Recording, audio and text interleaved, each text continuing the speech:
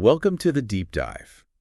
Today, we're going to be exploring something pretty amazing, something I find pretty amazing. We're going to be rewiring our brains. Oh, wow. For the better. Yeah. We're diving into this article from the Mind Labs app called How to Rewire Your Brain. Okay. Mind Labs offers meditation and mindfulness classes, and what we're going to be doing today is we're going to see how they're applying the science of neuroplasticity to all their methods. Yeah, it's really fascinating how much control we can actually have over our brain's structure and function. It really is. So for those who might not be familiar, what exactly is neuroplasticity? So neuroplasticity is the brain's incredible ability to change and adapt throughout our lives. Yeah. Every time we learn, we form a habit, or even just think of recurring thought, we're strengthening specific pathways in our brains. Think of it like walking through a forest. Okay. The more you walk a particular path, the more defined it becomes. Yeah, and that makes it easier to keep taking that same path, right? Mm-hmm. So how does that apply to, say, breaking a bad habit? Well, the article uses a really interesting example of someone who drinks alcohol after a tough day. Okay. The more they repeat that behavior, the stronger that neural pathway linking sadness to drinking becomes. That's why breaking habits can be so challenging. Those pathways are well worn. But the exciting part is that we can actually change those pathways, right? Absolutely. That's the beauty of neuroplasticity. We can weaken those unwanted pathways and even create entirely new ones. It takes effort and practice, but we're not stuck with the brain we've developed over time. So how does Mind Labs use this concept of neuroplasticity in their approach? They talk a lot about meditation and mindfulness. Mind Labs focuses on these practices because they've been shown to be incredibly effective tools for rewiring the brain. Okay. During meditation, you're often focusing your attention on something specific, like your breath. Yeah. This repeated focusing strengthens those neural pathways related to concentration. So it's not just about feeling calmer in the moment. We're actually strengthening those neural pathways, making it easier to focus in other areas of our lives, too. Precisely. It's like building mental muscle. Okay. And the benefits extend far beyond focus. For example, studies have shown that meditation can actually shrink the amygdala. Wait, the amygdala, that's the part of the brain linked to our fear response, right? Yes. So by shrinking the amygdala through meditation, we're less likely to be hijacked by that fear response in stressful situations. Imagine being able to stay calm and rational in a situation that would normally trigger you. That's the power of neuroplasticity at work. That's incredible. And it's not just about reacting differently. It's about actually changing the physical structure of our brains. Exactly. And there's another intriguing benefit mentioned in the article, improving interoception. That sounds complex. Yeah. What exactly is interoception? So interoception is essentially our awareness of our internal state, our bodily sensations, emotions, even our gut feelings. Think about it.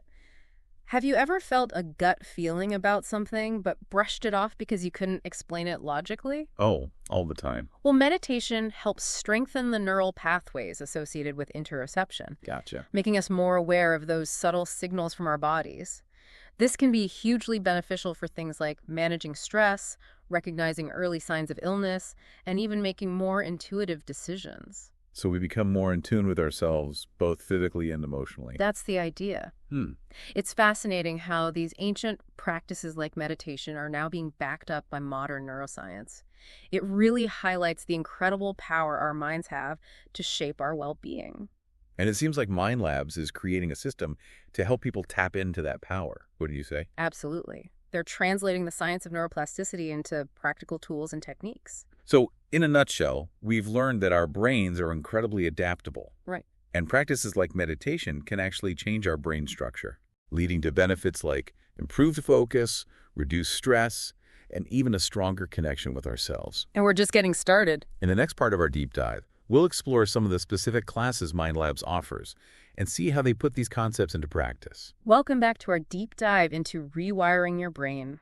We've laid some groundwork. We understand what neuroplasticity is and how practices like meditation can actually change the physical structure of our brains.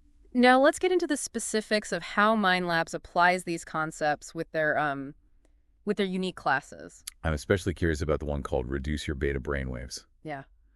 What's the significance of beta brainwaves? Sure. And how can we actually reduce them? So beta waves are dominant when we're in that alert, focused state. Great for problem solving and taking action. So it's not that beta waves are bad, right? But too much beta activity could lead to feeling constantly wired and stressed. Exactly. It's like your brain is stuck in overdrive. This class likely uses techniques to shift brainwave activity away from that overactive beta state and towards a calmer, more relaxed state. Interesting. So what could those techniques look like? Well, they could involve guided meditations specifically designed to slow down brainwave activity, possibly incorporating binaural beats or isochronic tones, which have been shown to influence brainwave patterns. That makes sense. Yeah. Then there's improve your focus with breath awareness. We touched on this earlier, but how exactly does focusing on something as simple as the breath translate into better focus in other areas of life? It's all about training your attention muscle. When your mind wanders during meditation, which it inevitably will, you gently guide it back to the sensation of your breath. This constant redirecting strengthens your ability to focus and resist distractions. So instead of automatically reacting to every notification or thought that pops up, we develop the ability to choose what we focus on. Precisely. And that strengthened focus carries over into everything you do, from working on a complex task to having a meaningful conversation. That's fascinating. And then there's examine your thought patterns, which sounds incredibly insightful.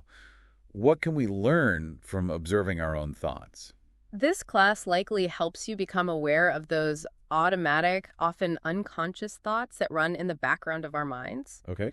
These thought patterns shape our perceptions, emotions, and ultimately our behaviors. So it's about bringing those subconscious thought patterns into conscious awareness. Exactly. Once we become aware of these patterns, we can start to challenge them, especially if they're negative or limiting. Imagine realizing that a lot of your self-doubt stems from a single thought pattern you developed years ago. That awareness gives you the power to change it. It sounds like a powerful way to break free from limiting beliefs and create more empowering ones. It really is. And it leads us perfectly into the last class we'll discuss. Okay. Priming yourself for happiness and success. This one sounds particularly intriguing to me. What exactly does priming mean in this context? Priming in this context is about intentionally cultivating positive thoughts, feelings, and beliefs. It's like setting the stage for happiness and success.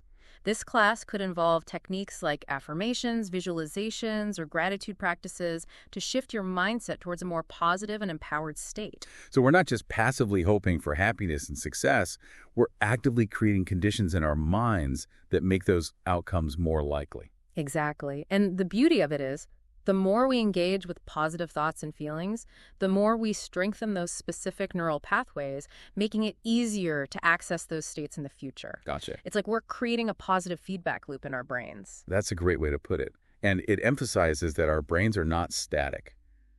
We have the power to shape them through our choices and our practices. It's truly empowering. All these Mind Labs classes seem to build on each other, creating a comprehensive approach to rewiring the brain for positive change. Yeah. It's not just about meditation. It's about understanding our thoughts, managing stress, and cultivating positive emotions. It's fascinating how Mind Labs takes this complex science of neuroplasticity and makes it so accessible and applicable to everyday life. They've created a system that empowers individuals to take control of their mental well-being, recognizing that we're not just passive recipients of our thoughts and feelings, but active architects of our own minds. We're not just along for the ride, we're in the driver's seat. Mm-hmm. And that brings us to the final part of our deep dive. Welcome back to the deep dive. We've uncovered the incredible potential of neuroplasticity and how Mind Labs uses it to empower individuals. Mm-hmm. But understanding the concept is just the first step. You're absolutely right. It's like having a powerful tool but not knowing how to use it. So let's explore some practical ways we can apply these ideas to rewire our brains for the better. Okay, so where do we begin? If someone is listening to this and feeling inspired to make some changes, what's a good first step? Well, one of the most fundamental and powerful practices is mindfulness. Okay. It's about paying attention to the present moment without judgment. We've talked about mindfulness in the context of meditation. Right. But can you give us some examples of how to practice mindfulness in everyday life? Absolutely. It can be as simple as bringing your full attention to a routine activity like washing the dishes. Okay. Feel the warm water on your hands. Notice the scent of the soap.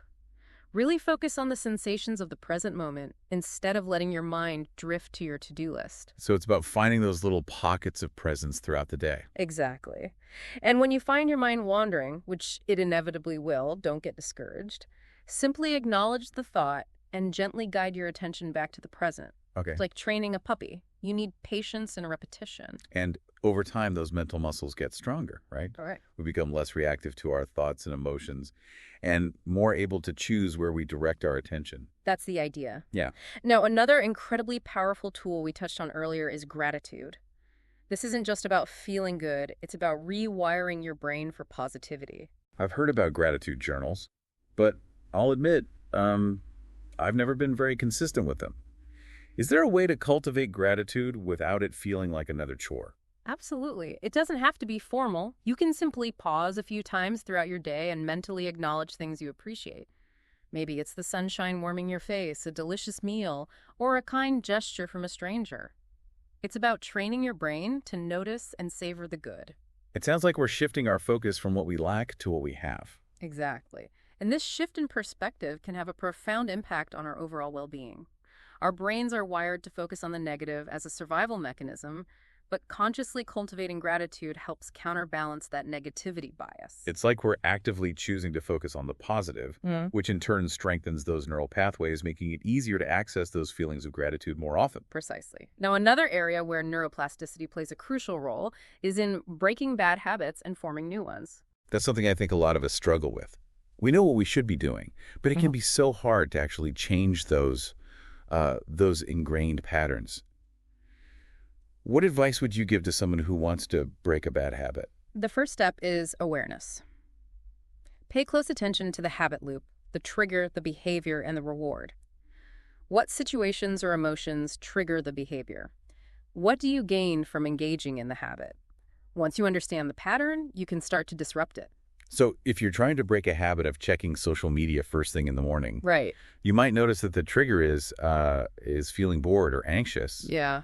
The behavior is scrolling through your feed, and the reward is a temporary distraction from those feelings. Exactly. Now, instead of trying to eliminate the trigger or the reward, focus on replacing the behavior. What could you do instead of checking social media that would be more aligned with your goals? Maybe it's spending 5 minutes meditating, reading a few pages of a book, or simply enjoying a quiet cup of coffee. So it's not about willpower or deprivation. It's about finding a healthier alternative that provides a similar reward. That's the key. And over time, with consistent practice, that new behavior will become more automatic, thanks to the amazing power of neuroplasticity. It's incredibly empowering to know that we have this ability to reshape our brains and our lives. It really is. And while it requires effort and patience, the results can be truly transformative. It's about recognizing that you're not a finished product. You're a work in progress with the incredible potential to keep learning, growing, and evolving. I love that. We're all works in progress.